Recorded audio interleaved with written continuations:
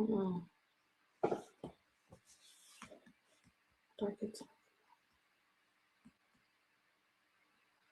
To his late father, the power behind the robes. Mojtaba Khamenei, the second son of Iran's late supreme leader Ayatollah Ali Khamenei, the most politically active of his children, is now named as his successor. Now, just a little bit of background to him. He is understood to have been the choice of the Islamic Revolutionary Guard Corps, of course, which has so much power across Iran. But we also know that he has a target on his back. Israel's defense minister Gideon Saar said that whoever would succeed the late Ali Khamenei, who was assassinated at the beginning of this US-Israeli war against Iran, would also be assassinated. So Mojtaba Khamenei walks in the feet of his late father, knowing that he is a target. We know that he is the most politically active of the late Ayatollah's children. Although not a very high-ranking cleric, he has been seen as exercising influence from behind the scenes. He was actually even accused of interfering in presidential elections and of commanding the Basij militia. That's the militia that also operates in Iran. And he is well known within those countries that oppose Iran. Back in 2019, he was sanctioned by the United States as part of a group of individuals who, as in the US's words, are appointees of or have acted for or on behalf of Iran's then supreme leader, his father, Ayatollah Ali Khamenei.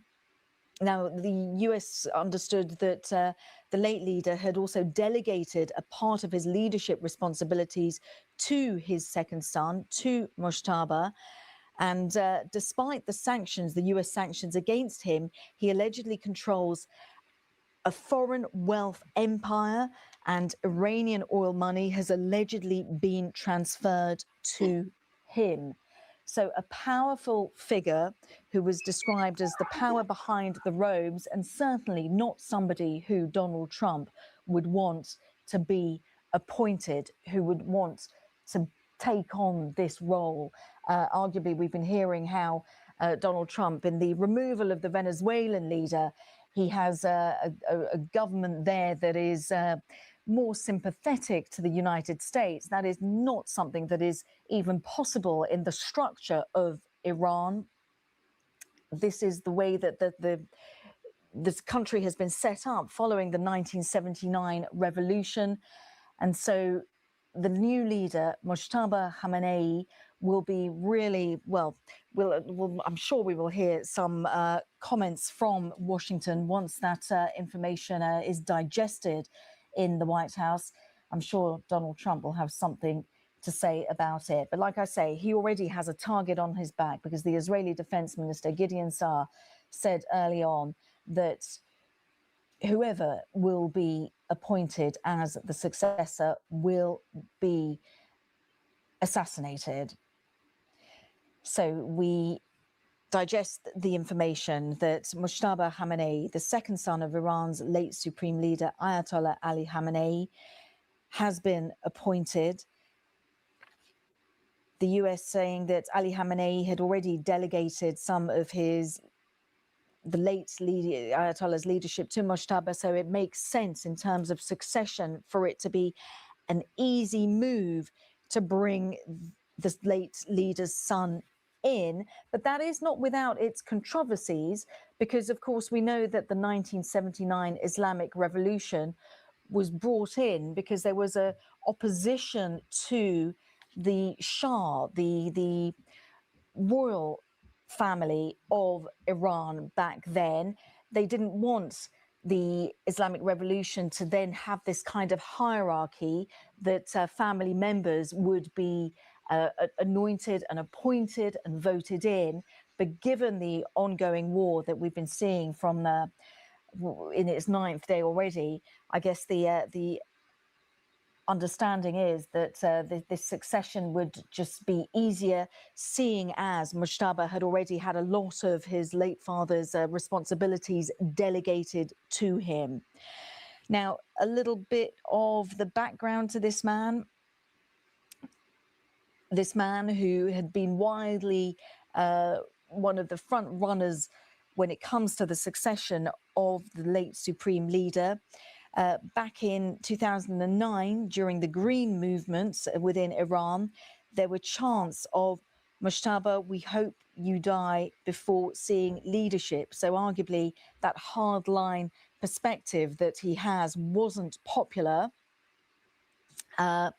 Also, people hearing his name back in 2005 when he was accused by the then reformist candidate in Iran, Mehdi Karabi, of orchestrating Ahmadinejad's victory. So Mojtaba's rise to the top is seen as very different to his father. His father, the late Ayatollah, was president for 8 years before becoming the supreme leader. This man, his son, Mojtaba, didn't have any kind of political official role, but obviously he was incredibly working incredibly behind the scenes, taking on these responsibilities that were delegated by his father. And like I say, he was described as the gatekeeper to his father.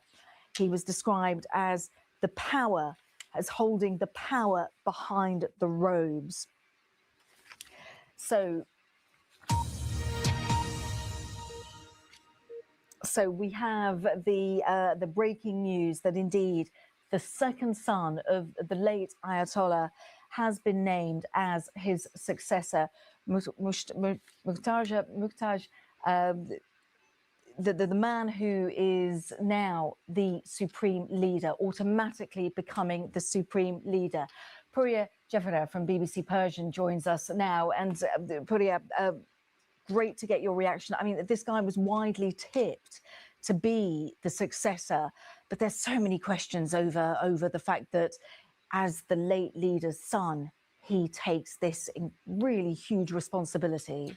That's true. I think one of the reasons that you had to wait this long is that we've just entered midnight in Iran, and it's the 19th of the holy month of Ramadan, which is a significant day in the Shiite calendar. It's where the first Imam of the Shiite religion, Ali, was hit by a sword. So it's a very significant, from a religious point of view, it's a significant date. And I think one of the reasons that they have waited this long, there were reports that the Assembly of Experts, they had the meetings. We don't know how the meetings took place. You have to have about 2/3 of the 88 experts to have their vote. And considering the attacks by the Israeli fighter jets and also the Americans, some are saying that these meetings were held online and they got the votes online. And there was...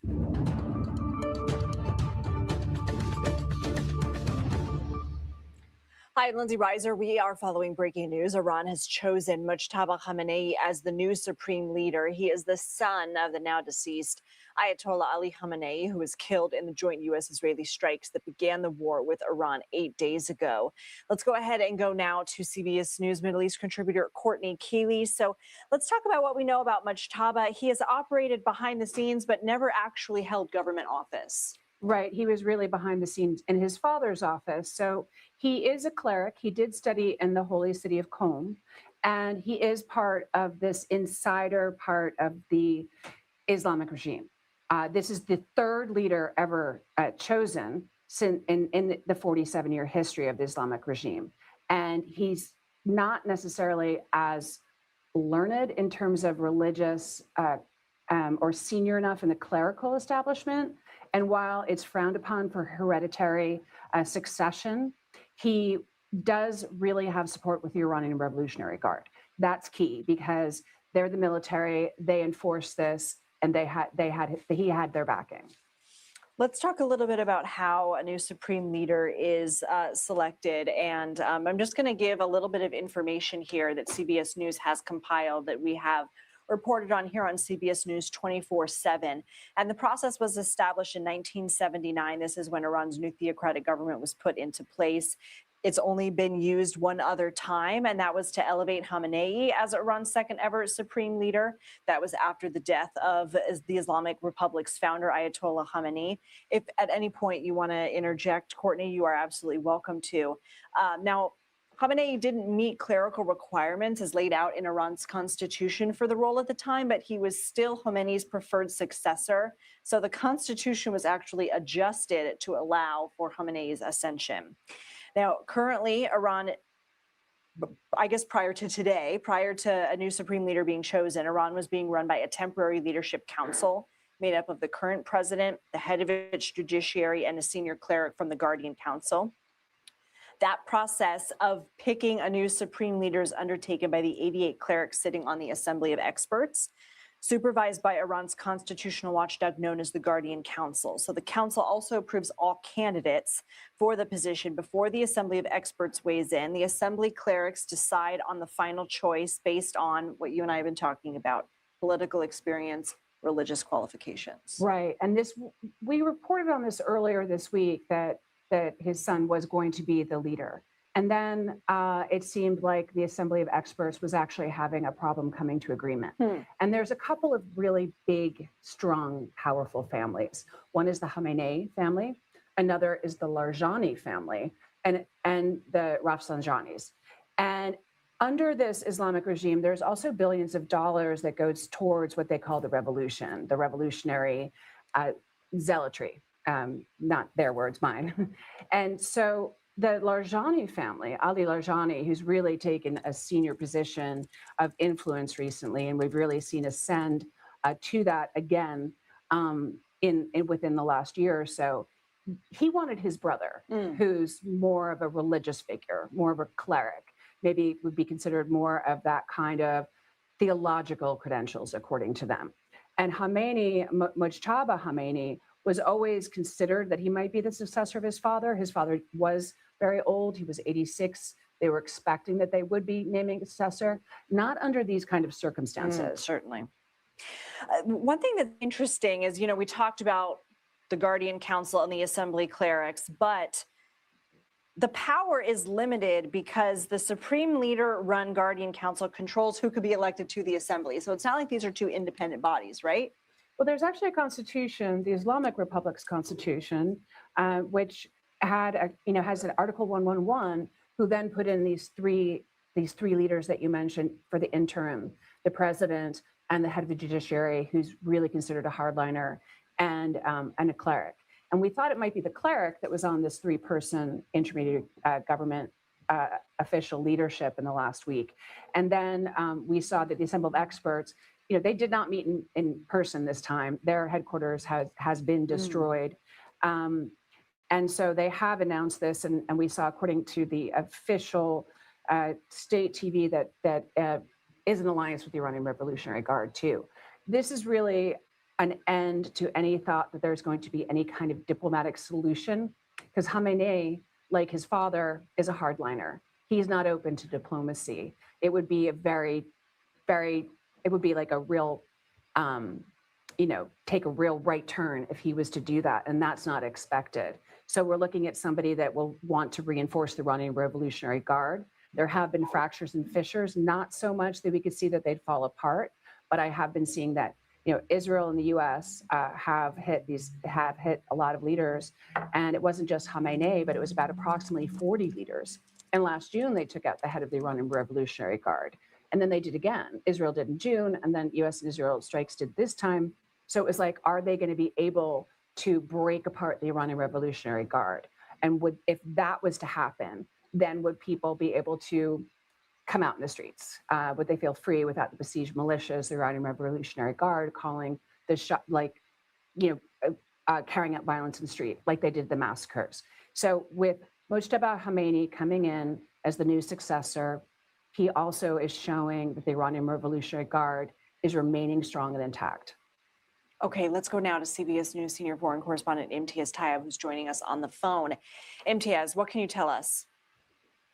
I think this is not surprising, but in itself extraordinary. Mojtaba Khamenei is the son of a man who was assassinated by the U.S. just over a week ago, the Ayatollah Ali Khamenei, who has loomed over Iran for decades.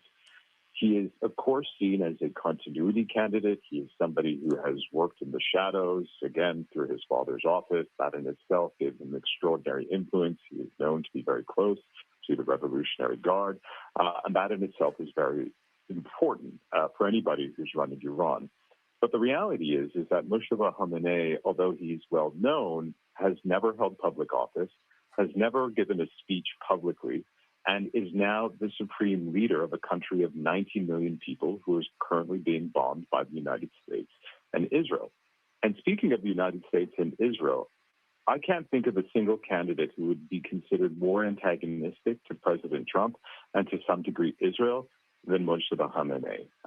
President Trump has made it clear himself that if it is Mojtaba, who he described as a lightweight, that he would not, quote, last very long in the job, essentially insinuating that Mojtaba will basically suffer the same fate as his father. But Mojtaba Khamenei is an interesting character because if you consider the dynastic politics of the region, it is very established. But Iran has fought against it, at least since the end of the Shah, because the whole point was to have a theocratic country that was ostensibly a democracy, which of course it wasn't. The supreme leader always had power, but they had elections and he would choose who would win, et cetera, et cetera. So the fact that they've decided to go down this path, understanding that the way it would echo a monarchist path reasserting itself in this new way, is very clear that the IRGC wanted to signal to the world and to the people that the system remains intact, and they are not going to do what Donald Trump wants or what Israel wants.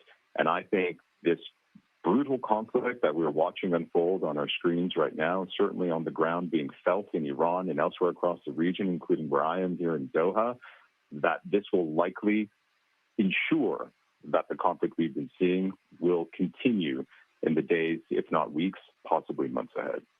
And you have been in Doha since the conflict began, at least for the larger part of the week. What can you tell us about the involvement of other Gulf countries and also how people are reacting in the region?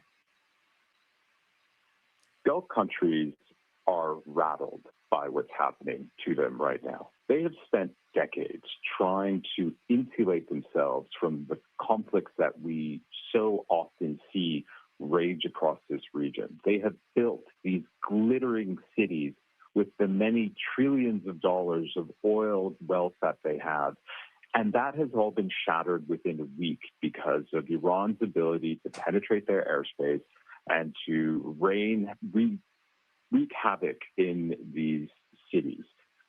They want this to end. They have made it clear to President Trump and to Israel this conflict needs to end. We understand that President Trump spoke to the Qatari Emir last night, where the Qatari Emir said to the president they need to de-escalate and they need to bring negotiations back to the table, diplomacy to the table. Of course, we then saw some of the most intense bombing of Tehran since this conflict began. So it doesn't feel like at this stage the president is listening. But the repercussions of the Gulf states seeing their economies grind to a halt, while we're not feeling it acutely yet, it will happen. Remember, even though the U.S. has become quite sufficient when it comes to its own energy production, it's not able to insulate itself from the global economy. The Gulf is very tied to the U.S. economy as well. And so at some point, we will see gas prices surge. At some point, we will see inflation spike. At some point, we will see goods that we're used to getting not being available because shipping lanes have stopped. And so this these tentacles of this war is not just wrapping around the Gulf, but it'll soon start making its way across the world, into Asia, into Europe, and eventually onto U.S. shores. And the president is no doubt acutely aware of that. But the one thing that the president has not made clear to anybody is what his off-ramp is, what his actual goal is. And I think if he wanted to achieve an Iran that was going to be more pliable and more pliant, similar to what we saw in Venezuela, President himself saying he's looking for the Delphi of Iran, the decision this evening to appoint Mojtaba Khamenei, the supreme leader, is not that. It is the opposite, and it is very risky for this whole situation going forward. And so to catch anybody up, Imtiaz there mentioning Delcy Rodriguez, who became the leader of Venezuela after the U.S. captured Nicolas Maduro, who has, for all intents and purposes, appears to be working with the United States. President Trump says the relationship is going great, and wanted to, in effect, try and duplicate what they were able to accomplish in Venezuela in Iran, which many critics have said is not possible because of the long, complex history. Imtiaz, is it your sense that Mojtaba Khamenei now will have to essentially lead in hiding because the U.S. and Israel have made threats, both veiled and completely concretely, that they are still going after the movers and shakers in Iran? Essentially, the president saying, well, he had called Mojtaba incompetent in Politico. And he also said that he wanted to have a role in finding and appointing the new leader. That clearly didn't happen. And so do you get a sense that Mojtaba Khamenei already sort of has a target on his back? Completely. Not only does he have a target on the back, some may even argue that he is a dead man walking. We have to understand Israel and the U.S. have incredible intelligence on the ground inside Iran. They were able to kill the supreme leader on the very first day of the war. It tells you something about the level of intelligence that is available to them. Whether that's the case in this moment, it's hard to say, but the U.S. and Israel have been incredibly successful in taking out the top leadership of Iran, not just during this war that we've seen now, which is now over a week long, but also last year during the 12-day war with Israel. What I would say, though, is the one thing, I think a key thing we need to look at in this moment and wait for is what Mojtaba Khamenei says in his first address and his first speech. If he comes out and gives a blazing anti-American, anti-Israel speech, which offers no olive branches, which offers no discussion of dialogue, diplomacy, you name it, I think this conflict, as we've been saying, is only going to accelerate. And so we really need to hear what he has to say. What we know of him, again, this is not a man who's spoken in public before. This is not a man who's held a public office before. It'll be interesting to see how he plays this public role, although he's witnessed it up first with his father, up close, I should say, with his father. We don't know how he's going to wield his public persona. Again, what he says will matter. If he offers President Trump even just the hint of an off-ramp, that could be something that may spell the beginning of some sort of diplomacy, some sort of off-ramp to this conflict. But if he comes out and is harsh, stark, strident, anti-American, anti-Israeli, I suspect that he will be targeted in a very serious way by U.S. and Israeli forces. And the thing is, when we look at what we know about Mojtaba, this is not somebody who is considered a reformer. This is somebody who is considered a true believer in his father's view of Iran. And his father's view of Iran is well documented. Ayatollah Ali Khamenei has presided over a regime which has ruthlessly and brutally oppressed its own people time and time again. Just in January, as we know, many thousands of people were killed for going out to the streets demanding change.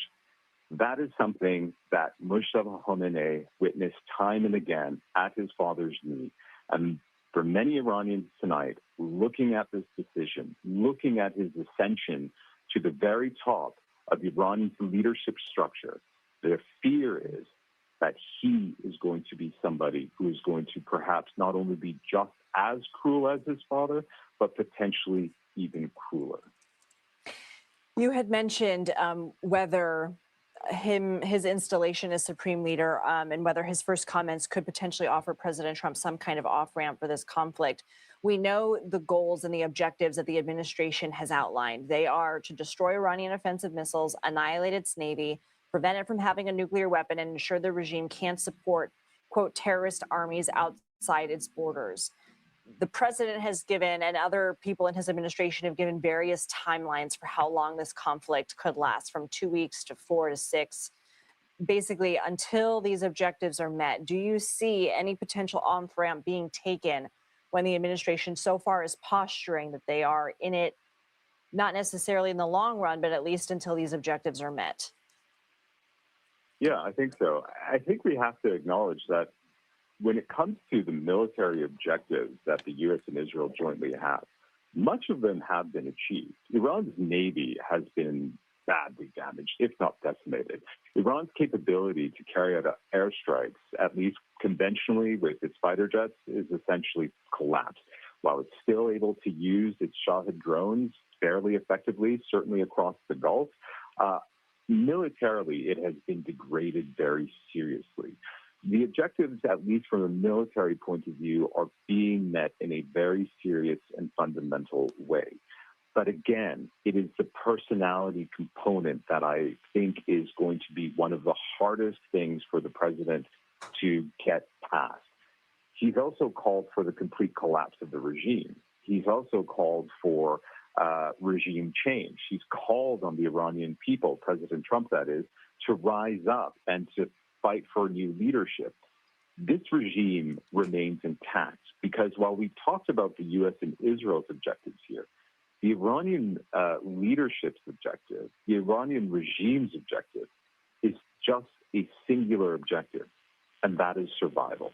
And so far, they have achieved that objective. And more importantly, their ability to select a supreme leader using this formalized process that was put into place after the death of the very first Ayatollah, Ruhollah Khamenei, that process was able to work, which again signals to the Iranian people, all 90 million of them, that the system, while battered and bruised, is still intact. But it also says to them, we can still crush any form of dissent if you try. And that is something very scary for many Iranians who want change, who are under bombardment and are hoping for a brighter future, are hoping for a more free Iran.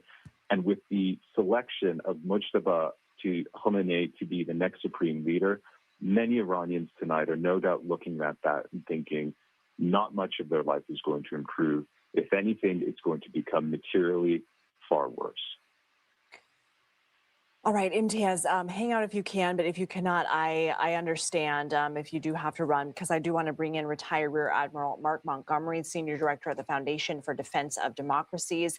Thank you so much for being here. What is your reaction to Iran's new supreme leader, the son of the now late Ayatollah? Well, I think the Council of Experts may have missed it on this one. I mean, the president made it pretty clear that this was not an acceptable choice. I think it's highly likely that we're going to continue our aggressive air campaign to remove their missile threat, their drone threat, their naval threat, and their ability to produce future missiles, drones, and naval capacity. And so I would hope that this has no impact on General Kane and Admiral Cooper's, 4-week or so air campaign they have planned. And I hope the president recognizes the new supreme leader for who he is, which is just the old supreme leader in a slightly younger clothing. Do you feel as though the administration may put Mojtaba Khamenei in their crosshairs? I suspect he's been there. And I think he'll continue there in both U.S. and Israeli crosshairs. I think the president made it clear this wasn't who he was looking for. And while we may not have a clear expectation of what regime change looks like. We do have a clear expectation of what removing their ability to impose cost on the region, through missiles, drones, and other things is. And I think we're going to continue to hammer away on that for the next 3 weeks. What are your other commentaries or musings on the conflict so far? I think we're approaching a really tight condition in the Straits of Hormuz. We apparently, either we or the Israelis, hit Iranian energy infrastructure, and we had generally laid off of that. That might be the final straw that causes them to more aggressively attempt to mine the Straits of Hormuz. We already have a significant backup of shipping. It's reduced about between 88 and 92%, depending on how you measure it. And no LNG ships are flowing, which means there's literally 300 ships trapped inside the Arabian Gulf now, not able to go through the Straits of Hormuz, which is very dangerous transit right now. The U.S. is probably not ready to escort ships till the conditions are set, which could be a couple weeks away. So I think the next big pressure point is going to be energy. Do you feel as though that is going to be the pressure point that is potentially the most politically damaging for Trump, given that everyday Americans are going to potentially start paying more for gas? We're already seeing the increase in the price of oil. Do you feel that that is what is really going to get the president's attention? I think so. I think the other pressure points would be really uncomfortable, like increased loss of personnel. That would be terrible. But the energy one's probably one that is more likely and can happen pretty quickly. I'd say we're probably within the next week, we're going to see significant decision making by what's called the Joint War Council in London that kind of sets the decision making for insurance companies and maritime shipping companies. And then there's going to be a lot of pressure on the United States. Now, Saudi Arabia and the United Arab Emirates can work around that with pipelines they've built that operate outside the Straits of Hormuz. Hopefully we'll see more of that coming online, that flow coming online. But even with that, the Straits of Hormuz is still a big deal. Do you see the potential worst case scenario, let's say, and maybe your worst case scenario is even higher, but if oil per barrel was to go up to $150, I know Friday it was around $91 a barrel. Could we hit that within the 4 weeks, or the certain amount of weeks that the administration has said is their target here, because that timeline appears to change quite frequently? I think that's a high. I'm not an expert on oil prices. I will say that's a high number, and the peak for the Ukraine-Russia fighting was 120 at the start of that war. And so I think that's kind of where speculation could go, but I think 150 is a pretty high number. Do you have a sense right now that the United States is going to continue with airstrikes? I know that there's been some back and forth on whether boots on the ground is, going to be a possibility with this war. Do you feel as though the administration can accomplish its objectives without putting troops on the ground?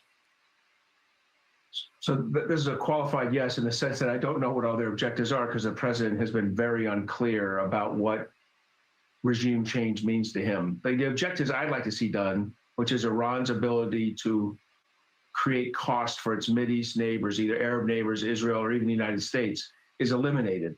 That he can do with just air power and potentially like a very small soft mission into the nuclear enterprise, which I wouldn't consider boots on the ground, because the boots would be on the ground and out of the ground before it was even reported to us. So the answer is yes, it can be, unless you suddenly start making your objective for regime change, a popular revolt in the streets. That's not going to happen with just an air campaign. You have to have a fully armed adversary, interventionist army on the ground, like we had in Kosovo in 1999 or in Libya in 2011. Those don't exist right now. So you're not going to get any significant regime change. So if that's a requirement, you're going to have a problem. If it's not a requirement, and it's just the requirements I've laid out of destroying their ability to impose costs, you can get that done in the next 4 weeks. All right, Mark Montgomery, retired Rear Admiral and Senior Fellow at the Foundation for Defense of Democracies. Thank you so much for your time, sir. And just for anyone who is joining us, we are bringing you breaking news on the war in Iran. First off, the breaking news we must tell you about is that a 7th service member, U.S. service member, has been killed in the conflict. The second piece of breaking news that we are following is that Iran has appointed a new supreme leader, and that is Mojtaba Khamenei, who is the son of the late Ayatollah Ali Khamenei. This man is in his 50s. I'm going to pull up his age right here, 57. He served in the Iran-Iraq War. He was injured there. He developed close ties with security and military services during the war, close ties with the IRGC, which we have heard from Courtney Keeley. He is the second son of the late Ayatollah. He is married. He has a son. He's been leading a secretive life. He's never given a speech, as we heard from Imtiaz. He's not really out and about. He's never held government office. He's been his father's assistant and first to counselor sign before becoming the supreme leader. He has also been teaching in a clerical school, essentially, effectively Ayatollah training. Not much here on public record, but many people that we are hearing from, including our own Imtiaz Tayyab and Courtney Keeley, is that he is much like his father. And that certainly Imtiaz characterizing this as perhaps the most antagonistic choice, antagonistic in the eyes of the U.S. and in the eyes of Israel. Let's go ahead and bring CBS News senior foreign correspondent Holly Williams into the conversation. She joins us from northern Iraq. Holly, what have you been seeing and hearing and gathering from your reporting? Hey there, Lindsay. I think what's interesting here is that, at least superficially, this looks like a kind of choice of continuity, right? The son of the previous supreme leader. Of course, what we need to remember is that the Iranian regime, which is in a weakened state, perhaps the weakest it's ever been since the revolution of 1979, the regime wants this, needs this to look like continuity, certainly in the eyes of the outside world, but perhaps more importantly, in the eyes of its own people. The question, I guess, is whether this really is continuity, whether this the second son of the former supreme leader will wield the same kind of power as his predecessors, or whether this is really window dressing and there will be other people inside Iran who are wielding that power. Of course, the background to all of this is that we still don't have a lot of clarity on what the end game of this war is for President Trump and for Israel. It seems they're seeking some kind of regime change, but what kind of regime change? Do they want a democratic Iran? Do they want a leader that they can do business with? Do they want, as part of that, a new nuclear deal with Iran? Even before this announcement about the new supreme leader, Israel made it clear that it will pursue any successor of the former supreme leader, Ayatollah Ali Khamenei. And Trump said recently that if the new leader doesn't get approval from us, that is the United States, he's not going to last long. What other reaction are you tracking from where you are in the region? Difficult to say. I guess the point to make is that so many of America's partners in this region didn't want this war to happen in the first place. They made it very clear to the United States that they thought that this war, that another attack on Iran, would be destabilizing politically and economically. So what we need to be keeping an eye on is whether they think that this choice, which is at least superficially one about continuity, is something that might bring stability. That seems unlikely given the comments of both Israel and President Trump. Holly, days ago, President Trump told Reuters that he backs Iraqi Kurds launching an Iranian offensive. Where are we with that? Yeah, so, I mean, this is part of the sort of confusion or lack of clarity around the end game. So we're in northern Iraq. We're very close to Iran's border. And there are several Iranian opposition groups that operate in this area. Some of them are armed. They represent the Kurdish ethnic minority, which is around 10% of Iran's population. Now, this past week, President Trump really encouraged those groups to launch a military offensive inside Iran against the regime. We spoke to one of those groups who told us that they were in touch with the U.S. government. They told us that they perceived America and Israel's war on Iran as an opportunity for them to launch a military offensive against the regime. When we asked them if they'd received any promises of support, they said they couldn't answer that. It was too sensitive. then yesterday, Saturday, President Trump said that he didn't think it was a good idea to send those Kurdish groups into Iran, and they weren't needed. But when we spoke to some of those armed groups today, they said, at least when we spoke to them, that they hadn't received any communication about that. They hadn't been told to stand down. They hadn't been told that a military intervention wasn't wanted. So that's just all speaks to that confusion, including in this regime, about what the end game is for this war. Can you give us, while we have you, a little bit more historical context on why they would view this as an opportunity?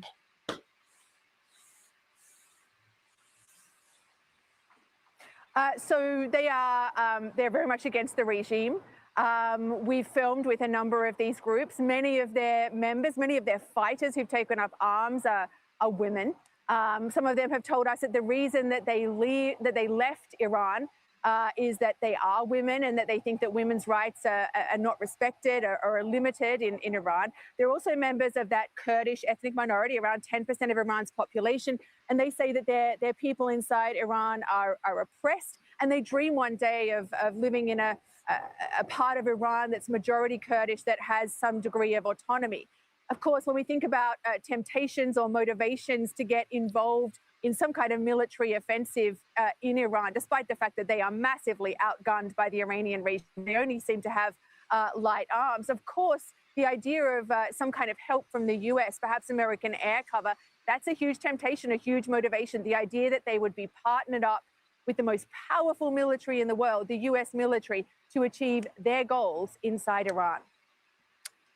Holly Williams, thank you so much for joining us on this breaking news. Let's go back to Imtiaz Tyab, who is joining us now from Doha, Qatar, on the phone.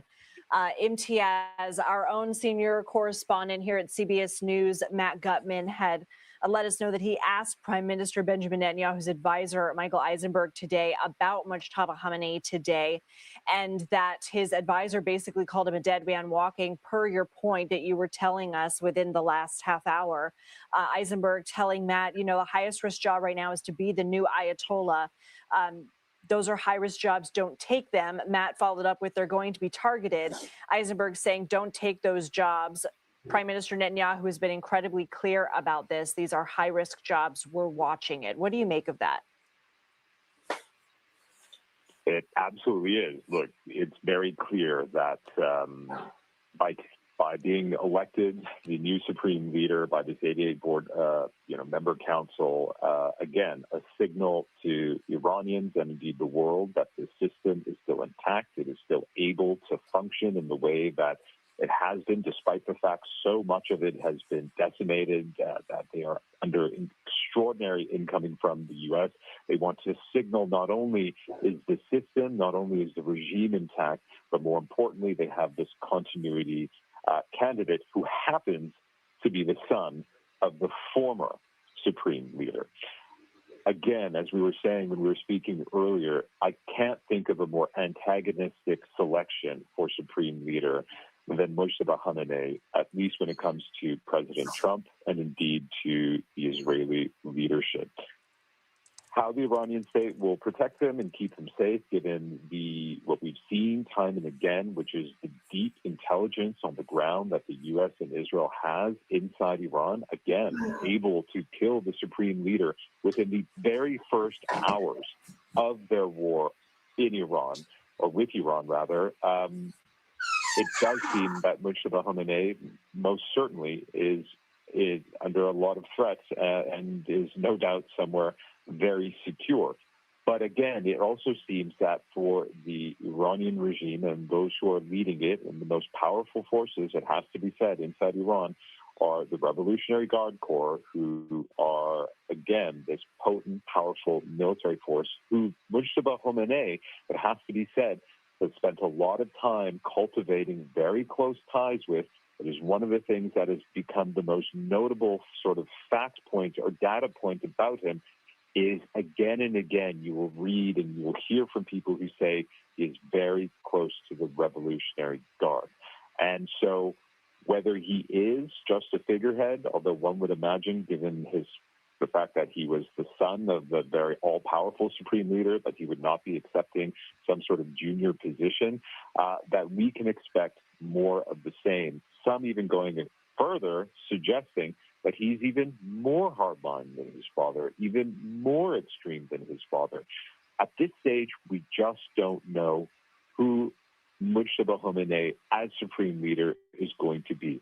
Again, this is a man who has never given a public speech. This is a man who has been seen but not heard. And so what he is going to say to the Iranian people, what he is going to say to President Trump and indeed the Israeli leadership, I think much of what happens in the next coming hours, potentially days and weeks, will hinge on what we hear from him. Imtiaz, I am curious, before we go back to Courtney Keeley with some analysis on this, if you can tell me what day-to-day life has been looking like in Doha, we would appreciate it. Yeah, I think it's a really important part of this equation. Yes, the U.S. and Israel and Iran are central to everything that we're talking about right now. But the Gulf has really been absorbing some of the biggest shocks here. Iran, of course, under fire, and we're seeing in Lebanon as well. But the Gulf, again, because there are so many U.S. military bases here in the region, the Iranian leadership has effectively said everything is up for grabs because Gulf territory is being used to target us. It is now a target for us. And to give you a window on just how things are looking on the ground, Kuwait City, just this morning, a strike set the country's main social security headquarters on fire. Again, you have to understand, Kuwait has one of the most powerful currencies in the world. One Kuwaiti dinar is worth around $10. It just gives you a sense of the wealth and the sort of comfort that people are used to in this part of the world. You know, largely have created these economies where they've insulated themselves from the wars that you've seen just grip so many other parts of the Middle East, and within a week, that feels for many of them shattered. Again, you know, the UAE, Bahrain, other Gulf states say their air defenses are still intercepting Iranian missiles and drones every single day. And we also heard that at least one water desalination plant was targeted. And this is significant because targeting a water desalination plant, not only is it a potential war crime, because millions of people rely on it, it means that not only is energy infrastructure being targeted, that is oil and gas, it also means the very thing that people need to survive, water, is now being targeted. And so for Gulf kingdoms who are incredibly wealthy, incredibly powerful, have huge influence over this president who has many deep business ties to this part of the world, he is no doubt listening to them and their concerns. Again, as we've been saying, just last night, the president had a very long conversation with the emir of Qatar, a person he has very close ties to. You have to remember, Qatar is a country which has gifted the president an Air Force One. That is how close this relationship is. And so the president, no doubt, is calculating and recalculating in real time how to move forward, managing the needs of the U.S. and Israel, but also allies in the Gulf region who are saying, listen, our economies, our societies cannot sustain this, because the longer this continues, the more we have to slow or reduce our oil and gas capacity, which means at some point this is going to have a knock-on effect in the global economy. In fact, Qatar's own energy minister warning that if things don't improve soon, oil prices could surge to over $150 a barrel. So the question right now for the Trump administration is, can they, while they continue this war on Iran or in Iran, can they keep global energy moving while this war continues, or whether the economic shock spreads far beyond the battlefield and into the wallets of everyday Americans? Imtiaz Tayeb, we really appreciate you. Thank you so much. Let's go back now to CBS News Middle East contributor Courtney Keeley. Just your thoughts as we have been in this continuing coverage of the fact that Iran has appointed its new supreme leader. Right, the third leader in its 47-year history. And it really is important to note that this is a father-to-son transfer, something that the Islamic Republic, that was based on clerical rule, broke away from with the Shah. So he's not, Mojtaba Khamenei, it does not have he's not as a high-ranking religious cleric as one might be as the supreme leader, but he will be in charge of the military, the Iranian Revolutionary Guard, the elite Al-Quds force that includes intelligence, and the nuclear policy. So he's considered a hardliner. He was considered a gatekeeper of his father's regime. We'll be expecting to hear similar decision-making that his father made. And remember, when the supreme leader speaks, that is the ultimate decision that is made, not the president, not a security chief, regardless of who's standing behind him and supporting him or not supporting him. He will be making these decisions, and now we will start looking to him to know what this regime is going to say in the future. He's most likely in hiding. We don't know if he's in Tehran, and we do know that he's definitely on the target list. What do you mean by he was a gatekeeper for his father? He worked out of the supreme leader's office. His dad was the supreme leader. His dad was a grand ayatollah. As you said before when we were speaking, Khamenei had been sort of gifted more religious creds than he actually had after Khomeini, Ayatollah Khomeini, who took charge and returned from exile in Paris, and then he lasted in power for 10 years. So Khatami's father was in power for 37 years, and Mojtaba Khamenei, who has it's been spoken for a while that he might become the leader because his father was ill. It was before this war. His name had been named as a possible successor. The one problem is it's father to son that has a bit of a monarchical. Well, you know, father to son, not the succession of the clerical succession. Yes. I understand what you mean. Right. Well, we'll get back to Farsi words and see if we can pronounce those. So Khamenei, Mojtaba Khamenei, it looks like sort of a dynastic succession as opposed to clerical rule. But in times of war, the Iranian Revolutionary Guard is strengthened, especially that Al-Quds force, and he apparently had their backing. And while generals and top leaderships of the Iranian Revolutionary Guard keep switching because of the war, because there's so many people targeted, it does not seem like it's fractured enough to be in any way endangering the regime's hold on the people, despite all of these airstrikes. Courtney Keeley, thank you so much. Let's go to CBS News national security contributor Sam Vinograd, who is joining us by phone. She is a former assistant secretary for counterterrorism at the Department of Homeland Security. Sam, good to talk to you. What is your initial reaction to this news?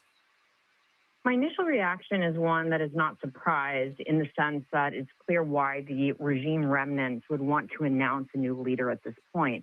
They want to signal that there is somebody in charge calling the shots, particularly when it comes to the direction being given to entities like the IRGC. You have to remember the IRGC reports directly to the supreme leader, while in practice, the military and other parts of the government report up through the president. Certainly, regime remnants want a message, not just domestically, but globally, that there's somebody in charge who is making decisions and keeping the regime functioning and cohesive. At the same time, it is very unclear how this individual, Khamenei, will be able to do this if he is in hiding, and if he essentially has a target in his back by the United States and by Israel. Let's talk about that. Why announce him now, today? The goal, I believe, is, as President Trump indicates, that he is looking for the regime's unconditional surrender, as the United States and Israel expand the kinds of targets on their target list, moving away from just military and security entities into various other kinds of infrastructure. The regime remnants certainly have a motivation to show that they can hit back and that they have a cohesive structure in place. You'll remember that a day or two ago, I believe it was the foreign minister, don't quote me on that, but a senior regime official apologized for aerial assets from Iran that had gone into neighboring countries, saying that there was a lack of command and control in the early days of the military operations. Now they are trying to show, ostensibly, that there is that command and control structure in place. But a lot of outstanding questions. Number one, does Khamenei have the ability to actually keep the regime cohesive and have command and control? Number two, does he survive? The U.S. and Israel clearly have very good intelligence on where regime officials are. So how long can he actually last? And then three, there's a longstanding question of whether the people of Iran, they, are cohesive in the sense, of course, there's been protests so far, but whether the Ministry of Intelligence and Security, whether the IRGC stay loyal to Khamenei. Now, I do think that he has strong backing from both of those entities at this point, but will he be able to maintain cohesion within the regime is an outstanding question, along with how long he just survives. What is the current threat level here in the United States? The threat level in the United States is very high from a counterterrorism perspective generally, and certainly the threat level from Iran has been escalating over the past few years and is probably at an all-time high in light of Operation Epic Fury. Khamenei, much like his father, is a hardliner, and in this moment is certainly looking to more than likely hit back against the United States, whether it be through proxies or surrogates in the homeland, through cyber attacks, through influence operations, or some combination of all of those things. He will also want to demonstrate, as will the rest of the regime, that again, he has command and control over the security and intelligence services, over proxies, over surrogates, and over all those decisions. So I think that for however long he is in power and he's alive, he will want to hit back against the United States and demonstrably show that he's in charge and that he can emit power.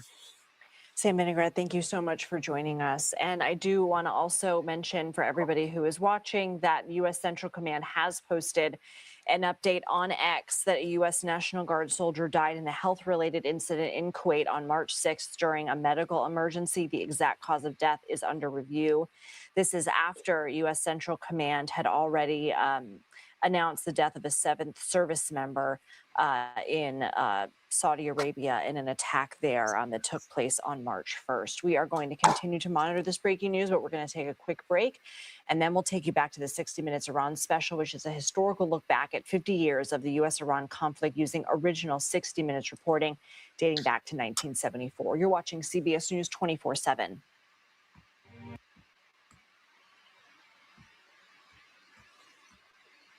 Well, that was a lot.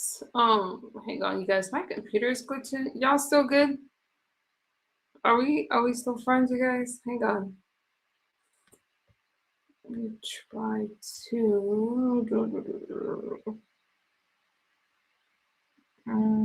Let's go here.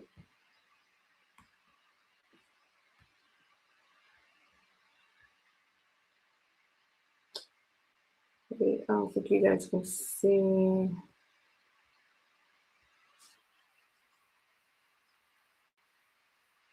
Blessing has developed a network of churches and ministries, preparing to provide emergency food, shelter, and medical aid to Iranians like Miriam.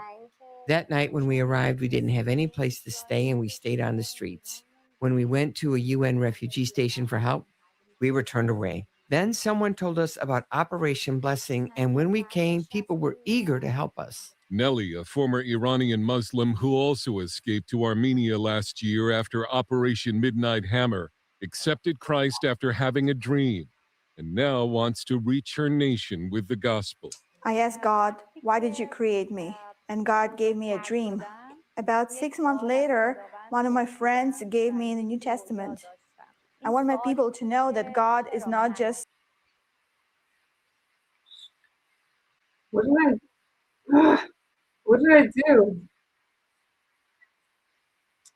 Oh, dude.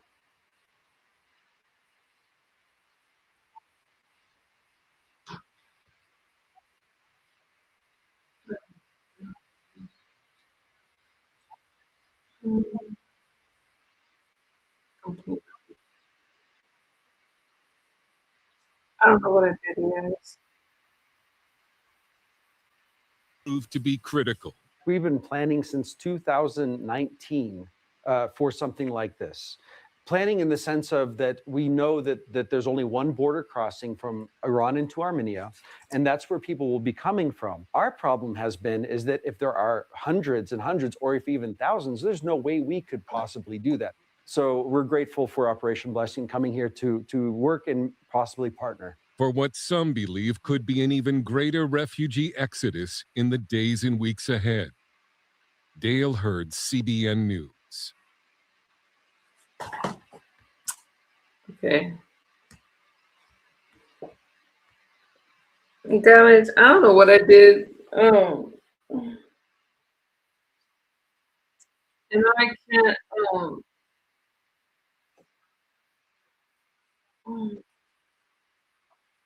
Hopefully he hits my link pretty quickly because it is 3 o'clock in the morning. Let me try to stop that video that's playing.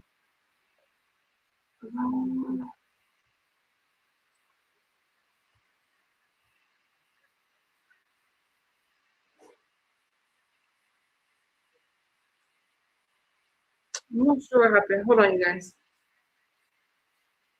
Oh, here it is. There we go.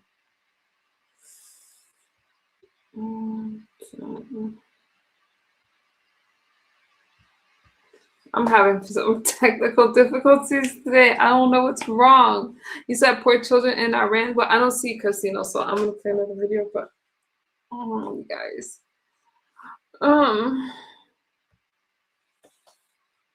How long do you think this new leader is gonna last, you guys? Oh, here you go. Okay, I have. What time is it? 3 o'clock. Hey. Hello. How you doing? I'm okay. All right. Yeah, let me check on my Bluetooth. What's going on with you? Oh, nothing too much. I saw that you were still up and you were live, so I said, well, let me come on this live and make it live. So, yeah, I was only doing a short stream tonight. I had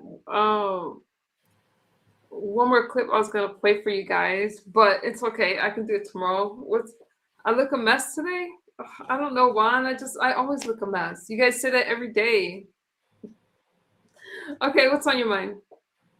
oh, the only thing that was on my mind, really, I was just seeing the new leader of Iran and getting ready to praise him, and hopefully he leads the country in a better direction, and pray for the people over in Iran. Pray for the United States. That's right, Uncle Claus. She never looks a mess. I know I do, but it's a long day. I don't, yeah, no. Hey, one person, we all look a mess. I'll probably look a mess right now. Let me turn off my camera. There you go. Okay, so I'm sure you have more to say than that. Well, all I wanted to know is, this war is still going on. It shouldn't, but it's still going on, and it's going to be expanding. I'm here to inform you because, I watched the Indian news. Iran struck back very hard, and they revealed a secret weapon that the United States have never seen before. Neither anyone in military forces have never seen this weapon before in their life. So that was very revealing. And now your defense systems don't mean anything now. They took out the United States satellite systems, their radar systems for control missiles. They destabilized that. So that's when the United States said they were getting help somewhere from Russia, because they knew the location, where to hit outside of Saudi Arabia. It wasn't in Saudi Arabia, and they knew exactly where it was and hit it. So they was like, okay, they must be getting help from somebody, and it's got to be Russia.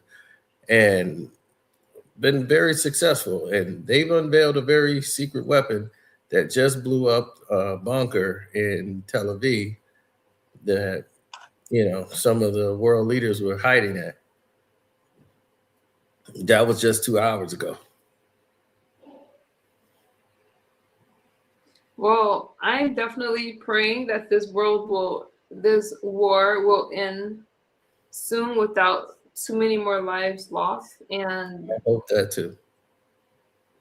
I think before I messed my stream up a little bit, I was playing a clip of the Iranians celebrating, and they're excited about what's happening. I'm excited for them. Not really. So they are. I just showed them. Yeah, I showed a clip of different Iranian people.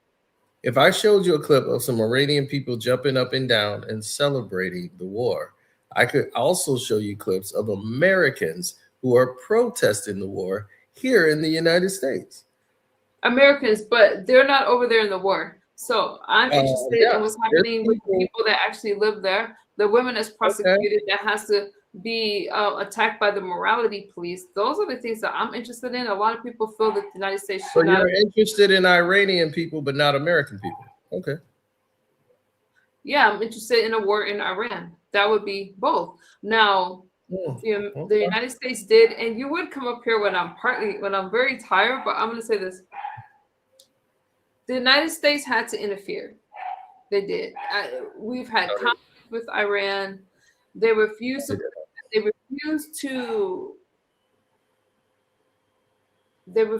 agree to not build these nuclear weapons. I don't want Iran to have nuclear weapons. Neither do I. Okay, then we're on. Thank you, 40 Young. Thank you. So then we're on the same page with that. No, we're not. We're on the same page with them not having nuclear weapons. But if you agree that they shouldn't have nuclear weapons, why did Donald Trump take down the bill that was put in place that would restrict Iran from making nuclear weapons? He dissolved that plan to give them the right to go ahead and proceed to make nuclear weapons. And where was the investigation? Regardless of whatever they had before, tensions with Iran are tight, right? And no, my thing is this: you said that they are making nuclear weapons. Where's the investigation report that they were making nuclear weapons? We know that Israel and the United States has some of the highest intelligence over there on the ground in Iran. So the only reason that they don't have nuclear weapons right now is because we've blown up all of their facilities where they were making these nuclear weapons. If they were making it, where's the reports? Where's the? I trust our United States intelligence, and we already know. Where's NATO? A rocket scientist or a genius to know that Iran has spoken about not liking the United States, hating the United States and Westerners, and they are listed as a terroristic country towards the United States. So I'm not really sure. All I'm going to say is I don't like LeBron James. Iran are happy that this war is going on, that the United States has interfered. I'm happy for them. They're not showing people in Iran. They're showing people outside of Iran. They showed people in Iran and they were happy. I don't know. I don't believe that at all. But the whole thing is, I would have to see that to believe it. I've been seeing Iranians from around the country who are not in Iran saying that they're happy. But I've been seeing people in Iran, they're very irate. I've been seeing people around this country that's, I don't just watch Fox News. I have to watch World News. I haven't even played Fox News tonight. I have not played Fox News tonight at all. I didn't say that you did. But look, I don't like LeBron James either. That doesn't mean I need to go drop bombs on his house. You're comparing apples and oranges, but listen. I mean, that's the thing. But here, let me tell you this, right? And this is the part that many people don't understand, is that if somebody is doing something of that nature, there needs to be an investigation. One, NATO needs to come in there and they have inspectors. Inspectors have to come in to make sure they're not violating any of the terms of the agreements. That's how the democracy and diplomacy works in nations. You don't go past the Senate. You don't go to past Congress. You don't go past NATO and just run over there and bomb someone. Did you know that they were in negotiations with Iran when they did that attack and took out their leader, their supreme leader? Yep, and Iran refused. Why Iran is upset? They didn't. They couldn't reach an agreement. No, Trump didn't even stick to the deadline. He set a deadline and he bombed them before the deadline. So if you're negotiating with somebody and you bomb somebody before a deadline, who is at fault? You are, because you're the one that's doing terror. You're trying to act like you're trying to negotiate some business deal when you're just buying time to go over there, because what you want to do is bomb them anyway. And once you did that, you've gotten this country into a war. You've used over $10 billion in 1 week. Now the United States is going before Congress to beg for more money, $50 billion more dollars, and they want to expand the war. But you're okay with that, but you have a problem with people getting money in Section 8. I don't understand you people anymore. You guys are bizarre to me. Anybody who is supporting this war is insane. I think no matter what Donald Trump does, you're gonna have a problem with it. No, I have a problem with him lying. I have a problem. I don't know why y'all don't. If a president, if Joe Biden came out and lied to you like this, you guys would be outraged. If he came out and told you no more wars, and he even got you involved in 2-3 major wars, talking about expanding a war, then said it's going to be 2-3 days. We're already 7 days in. Inflation is at all-time high. Gas is going up. Energy costs are going up. Food costs is going up. $10 billion wasted in a war. You don't even know why we're there. We have no business being there. So you as an American person who spend your money on this, you want your taxpayers going, your tax money going to this? It doesn't make sense. What, you can't even explain it to me. I would love to hear you explain this. I gotta go on mute for a second. I'm gonna go on mute, and you got the floor, okay? No, I wanted you to explain it. That's why I said I would love to hear you explain this. Explain which part? All of it. Why are you backing this man when he just lied to you completely about not going into a war? 1, 2, it's going to be 2-3 days. Lied about that. And he's continuing to lie to you even about the reason of going in. I'm not against this war. We've had problems with Iran for a long time. Donald Trump hasn't lied about anything because Donald Trump has promised to put America first is what he is doing. And this is where we are today. Again, there's people from Iran, even refugees here that came from Iran. They're happy about this war. I would rather protect our citizens. I want us to be able to go over and do what we need to do. We should be able to reach a peaceful negotiation with Iran, but they're not letting that happen. I am not comfortable with Iran having nuclear weapons or wanting long-range missiles at all. So if they don't agree to not build their nuclear weapons, then the United States is going to keep bombing their facilities as they've been doing. I'm not against that. Well, if you believe all of that with no information, no facts to back that up, then, I don't know what to tell you. Normally, when people make statements of that nature, they have evidence, they have things to back that up. Claims. They're claiming a need to destroy Iran's nuclear missiles, okay? And they're how is this? Weapons. So the United States, I am for it. I don't know why you're not, but that's just I just told you why I wasn't. They're getting a change in their regime, and that's just what's happening. I told you why I wasn't. And here's another reason. I need proof. I want an investigation. I want inspectors to come in there and tell me that's what's going on before we do something. That's called facts, fact checking. I want to know what we're actually doing, not just doing things and then telling us that's why we're doing it. And then it's a lie. This country has been built on that. Trump himself came out and said, we lied when we went into Iraq. They lied. We went in there and they didn't have weapons of mass destruction. We had no business being in Iraq. And he's doing the same thing he just got through talking about Bush. He's doing the same thing to Iran. Where's the proof of any weapons that they were making long-range missiles? Iran has never made a missile that could reach the United States of America. Not once. And they have no facts. Just because they can't they'll find different ways to get those missiles over here. How do you know? Just because they don't have long-range missiles. I don't even feel comfortable with them building nuclear weapons, okay? Who said they're building it? Nothing to stop them from attacking the United States if they had nuclear weapons. And we have every right to destroy their facilities. No, you don't. You're not the guardians of the world. We're the guardians of the United States of America. It's not our problem.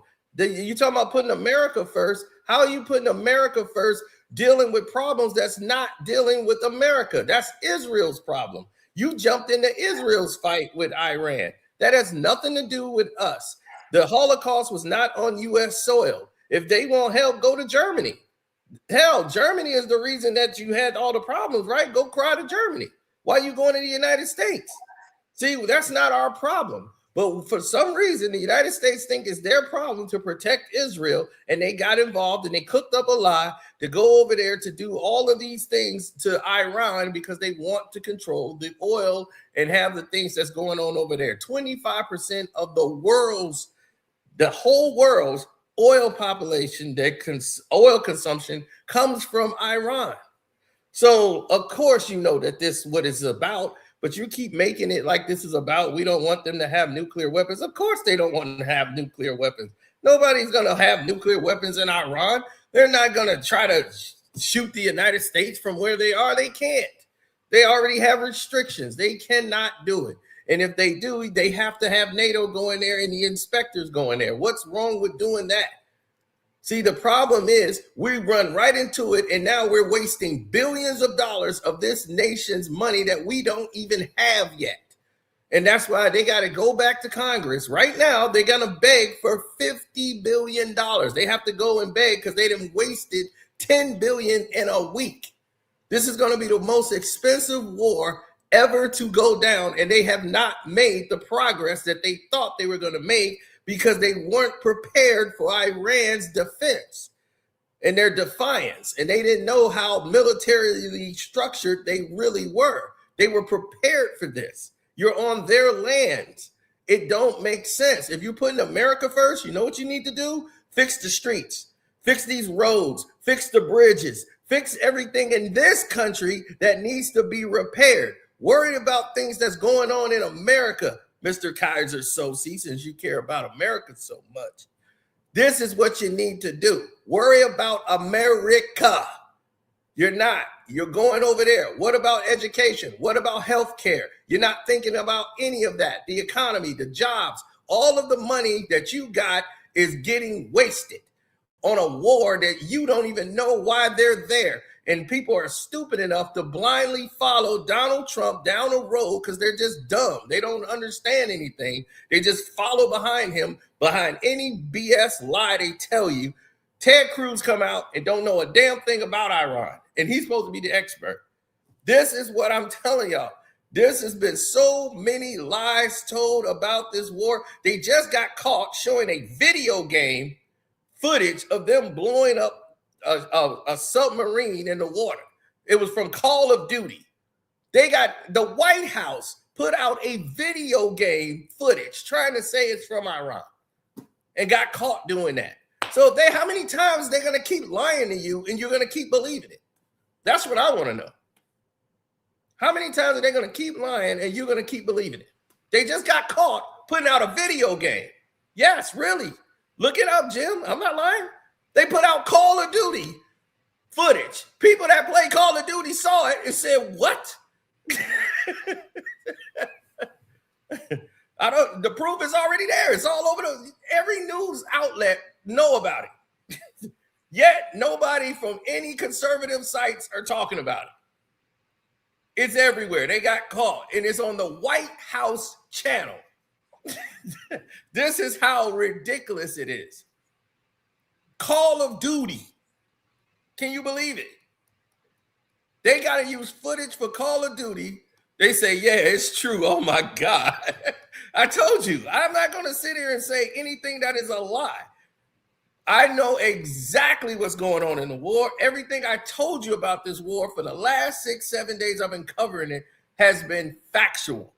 And it has been on point. And I told you they made a mistake from the very beginning. They destroyed every military base the United States have in the Middle East. Every one of them been destroyed.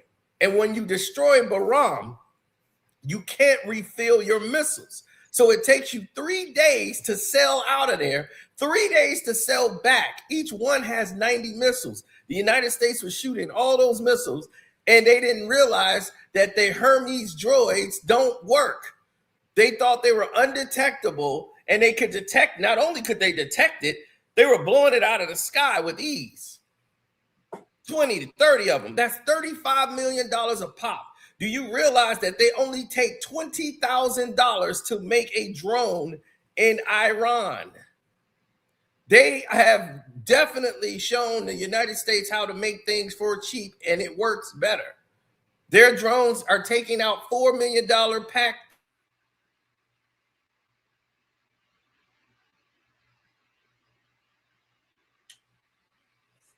Did you just freeze? Can you guys still hear me or no? I think he's frozen. Kaiser, I tried to drop a link for you on the community wall, but I am so tired tonight. I can't even think straight. I think he froze, you guys. I'm gonna say this. That sounded like a nice, passionate plea. You guys can hear me, Jabalina? We all know that Iran has attacked the United States. Iran has attacked the United States. They've attacked our bases, Saudi Arabia, Kuwait, and Qatar. We already know that they're trying to block the Strait of Hormuz.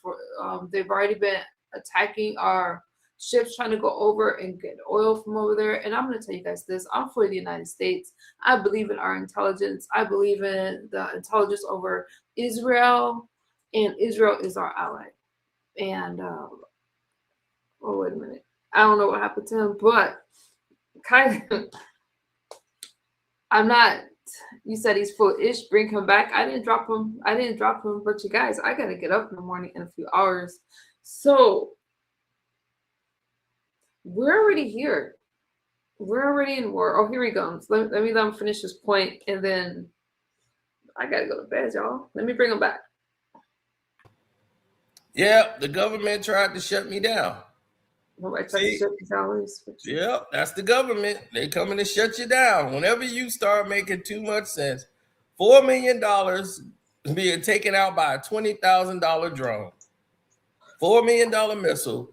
Now you start doing the money and you start adding it up. This is why the government, our government, is going before Congress to ask for $50 billion. If you don't believe me, all you got to do is look it up. All you have to do is look up every word that I am telling you. What they did was take out communications. They thought that we were like Iran was running out of missiles. We weren't running out of missiles to fire at them. We had to conserve our missiles because Iran's defense was actually not firing. They're waiting on a response for the United States. They fired at Israel. They shot 500 missiles to eat up their defense. Once their defense kept shooting all their defensive missiles, they know that they need to get reinforcements from the Mediterranean Sea. So they're going to come that way. They're not going to come up through the Persian Gulf. They're going to go through that way. Bahram is where they refill all their missiles. You blow up Bahram, they can't go nowhere. You blow up Saudi Arabia, the nearest place is 3 days away for them to restock on missiles. They know how to hit and hurt the United States of America. And that's what makes them dangerous.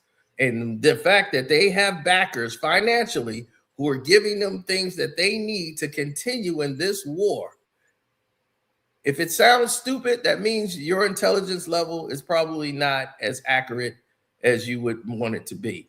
If it sounds stupid, why don't you look it up and research what I'm saying? Keep telling me I don't know something. That's great. Now go research it and see if I know what I'm talking about. Now, here's the secret weapon that Iran just unveiled. They have a different type of missile that they just shot at Israel. That the defense, those defensive drones that they got, the projectiles that's supposed to meet the rocket. When you shoot a rocket, they shoot a rocket and hit it and it blows up. They got $1 million. It cost them $1 million to build this. It's one missile that has about 40 to 50 other small little missiles in it. And while the intercepting missile goes to try to hit it, it stops and cuts off and separates, and it drops like 50, and it rains down 50 to 60 bombs, and it comes down like a spray over the city, and it just hit Israel. There's nothing you can do. There's no defense for that at all. and you got 50 small little bombs dropping down from the sky, there's nothing you could do there. They got hit with it's a cluster missile. They've never seen anything like it. The United States just saw it for the first time, and Israel just went into it recently. 2 hours ago, the hit just went down. So look into it, see what just happened, and then you come tell me if I'm lying or not. You don't have to agree. That's why it's called a discussion. Now, we're going to let her go to sleep. I'm not going to keep going into it. But I will. I disagree with you on a lot of things, but I hope that we can continue this later. Kaiser, I put the link on my community wall. You were trying to address, I gotta get up in the morning. But if you come up now, you can, Kaiser. I'll wait like 5 minutes, but I gotta go to bed, you guys. So you guys already know. Don't worry, Kaiser. I'll be waiting for you tomorrow. You guys know how I feel. I am waiting on you tomorrow, Kaiser. And anybody that want to come up here and defend this, I'm waiting on you.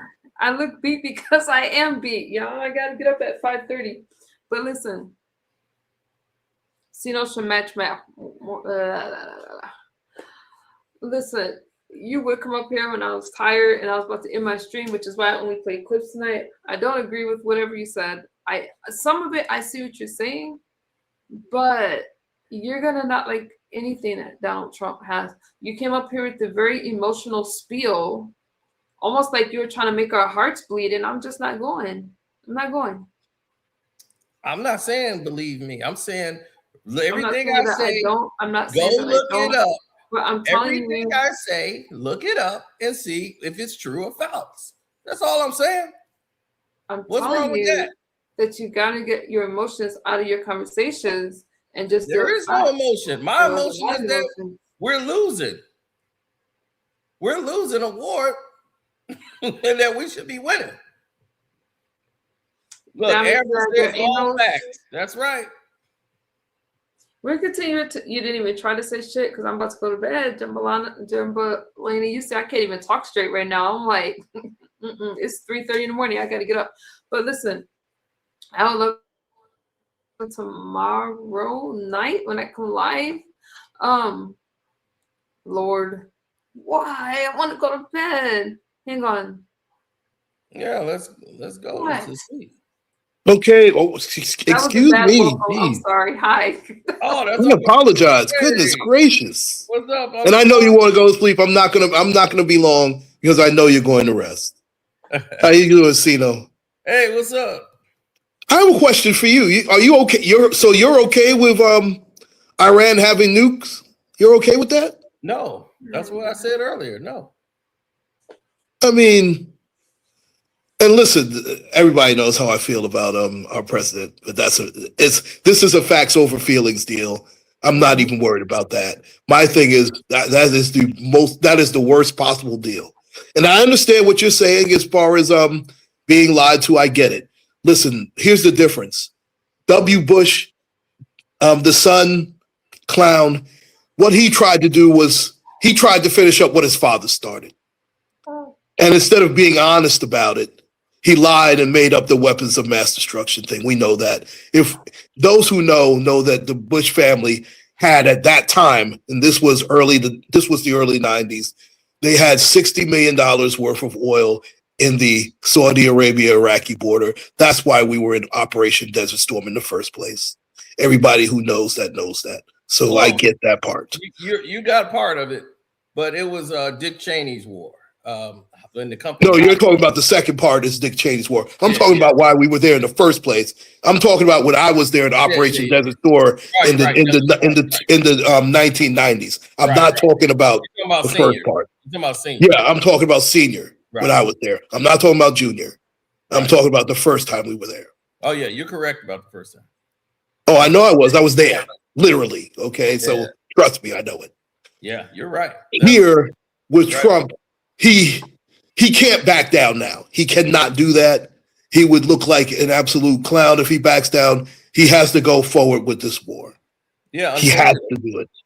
Unfortunately, that we're at a point. I don't know if it's unfortunate or fortunate, but this has to go on. I do not think it will be now. I don't think this is going to be an Afghanistan type of thing. I think this will last anywhere from. I think it'll be 3 to 6 months. I don't think it's going to be, and I don't think it's going to be an Afghanistan thing. I think it'll be over in 3 more weeks. You think so? Well, that's even better. Yes. And I tell you what, then Trump looks. Then he looks great if he does it. As an end result, because here's the thing: we're financially ruining ourselves. We're damaging a lot. We spent $10 billion in 1 week. That is massive. That is a massive loss. They got to go back to Congress right now and get permission to get 50 billion more. That's where we at right now. They got to go back to Congress to beg for money. Okay, I understand that. But we right now we definitely have to go forward with it, and I support I support this, and I want this over as quickly as possible. I don't support it at all because it makes no sense. We have no proof that they're building nuclear bombs.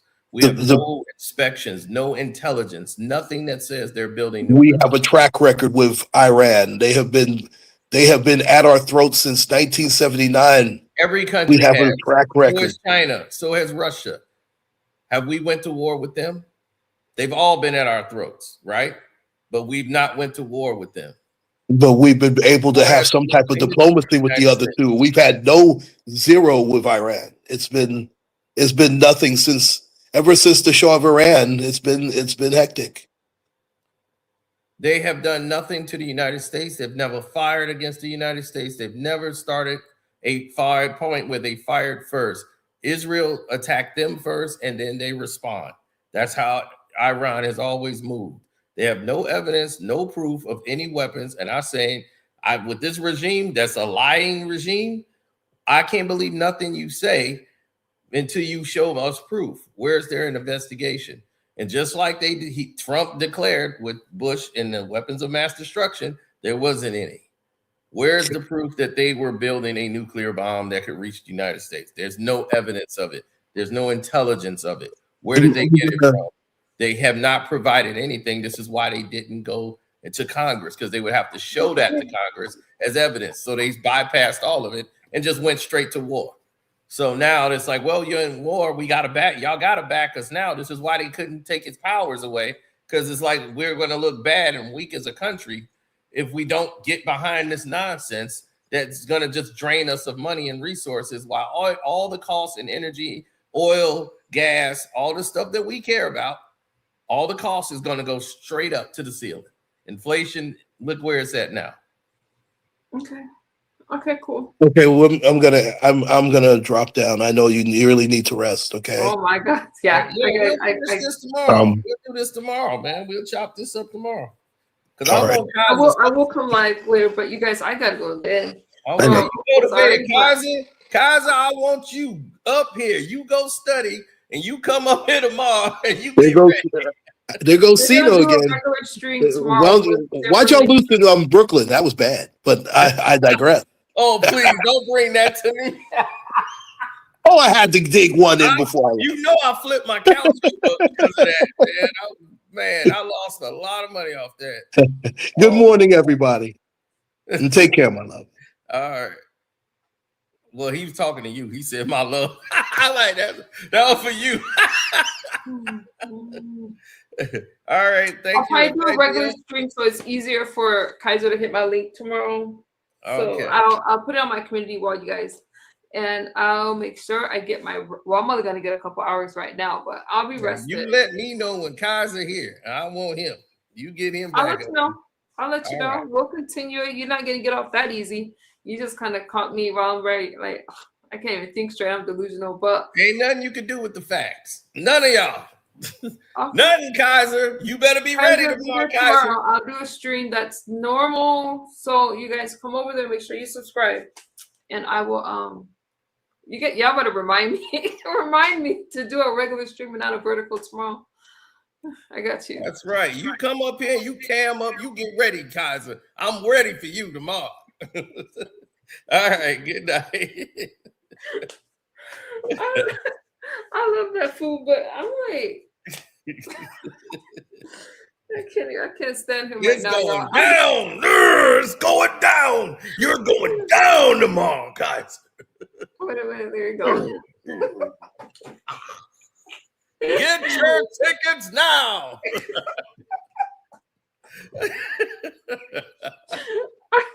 I'm sorry, you guys. I can't even think straight. All right, Dr. Manhattan. Thanks to everybody in the chat, man. Y'all been great, man. Thanks to the great hosts, Misunderstood, for having me up here. Appreciate you. Anytime. Anytime. You guys, I am so sorry. Y'all know I could do Trump, I could do Israel and Iran all day, but I'm gonna go to bed and I'm gonna bid y'all good night. Dr. Manhattan, thank you for holding it down. Claude, always. Jerome, you're not in the chat, but thank you for your super chat. I appreciate you. Y'all, okay. I love you guys. I'm praying for the country. I'm praying for you guys. Good night. I gotta go sleep. Kaiser, I'm sorry. He's not that funny. Oh God, you guys. Be nice to Sino. Not too hard on Sino. But no, he was up here. Let me tell you something.